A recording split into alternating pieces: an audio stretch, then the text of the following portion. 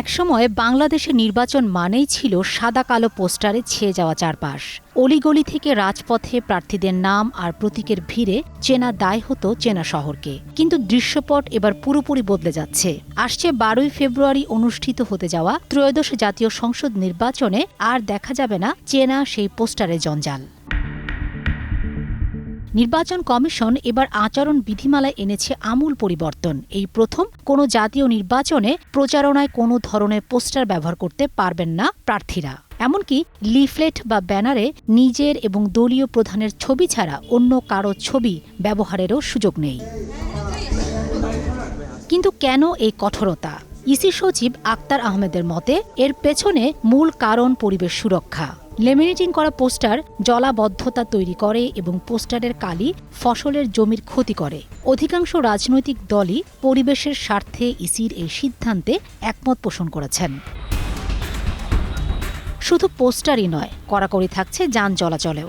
বাস, truck বা motor cycle দিয়ে কোনো শোডাউন করা যাবে না। হেলিকপ্টার ব্যবহারের সুযোগ থাকছে শুধু রাজনৈতিক দলের সভাপতি ও সাধারণ সম্পাদকের জন্য। আর প্রচারণার কাজে ড্রোন ব্যবহার এবার সম্পূর্ণ নিষিদ্ধ।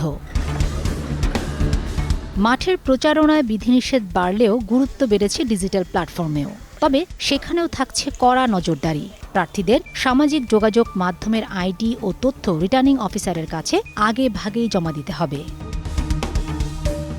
সবচেয়ে বড় পরিবর্তন, নির্বাচনী কাজে কৃত্রিম বুদ্ধিমত্তা বা এআই এর অপব্যবহার করা যাবে না। কারো চেহারা বিকৃতি করা, ঘৃণা ছড়ানো বা বানোয়াট তথ্য ছড়ালে সরাসরি আইনি ব্যবস্থা নেওয়া হবে। ইসি এবার কেবল নিয়ম করে ক্ষান্ত নয়, প্রয়োগেও কঠোর। ইতোমধ্যে বিধি ভাঙার দায়ে অনেককেই বড় অঙ্কের জরিমানা করা হয়েছে।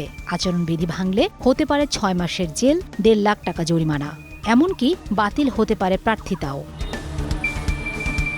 ডিজিটাল প্রচারণা আর পরিবেশ বান্ধব নির্বাচনের এই নতুন মডেল কতটা সফল হয় তা দেখার অপেক্ষায় এখন পুরো বাংলাদেশ। ফাতেমা শিলু, সময় সংবাদ। রোগ জীবাণু সব জায়গায়, সারাদিন সাবধানে।